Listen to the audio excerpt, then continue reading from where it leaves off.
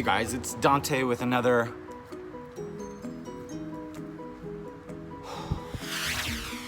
Dante's Comedy Tips. Anyway, today I want to talk to you guys about impressions and characters. I do impressions in my act and they're not for everyone and not everyone's going to want to do these. But if you do want to do them, it can improve your act and you don't have to be an impressionist. You know, Frank Caliendo is an impressionist. I do maybe 10 impressions in my act, but would I consider myself an impressionist? I don't know. I do an hour-long show and maybe only 5 minutes are impressions, so I don't think so, but I like having an eclectic act. Oh, nuts, my pineapple juice. Now look what you guys made me do. Damn it. Anyway, so let me give one piece of advice up front. If you feel like there is a character that you want to do, but you're afraid to do it because you think it may not be PC, then probably don't do it. If you have to ask, then you probably shouldn't do it. You know, even up to 5 years ago, people could do gay voices and Asian voices and this and that, and it's not really acceptable anymore. And I mean, if you do it, you better be a killer comedian who no one gets offended by because you know how to do impressions without malice and so on. But here's my advice if you want to learn to do impressions.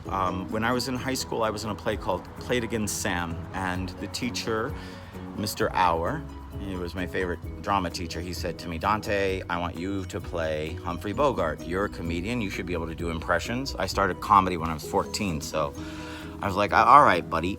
So I wasn't super familiar with Humphrey Bogart, so I went home and I rented Casablanca.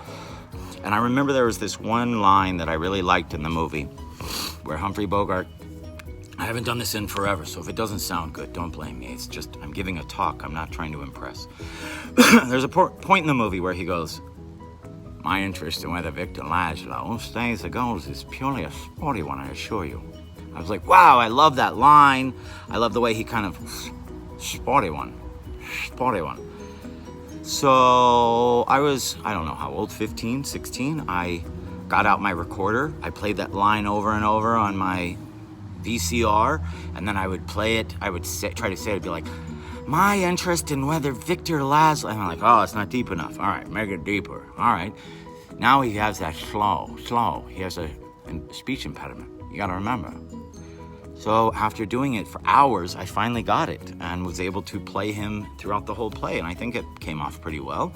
But now I can do impressions, but I also have an ear. Not everyone has an ear, okay? But that's okay too, because even if you don't have an ear, you can still do characters. You know, you could do your mom. I've seen comedians add even non-vocal things to characters. You know, chewing gum and shaking, like, I'm looking around. You add that to someone, all of a sudden it's more interesting. You see what I mean? So think about characters, you guys. Throw them into your act. You have a long quarantine. You know, everyone keeps saying, when's this quarantine gonna be over? Well, I can tell you this. Today is the end of April, and we're nowhere near it. And no one has a cure, so what do you think's gonna change by next week? Nothing.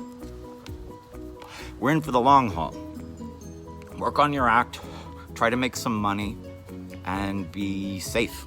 That's it. That's all you can do. We're not gonna be performing in stand-up comedy clubs in the next week or month. It's just not gonna happen.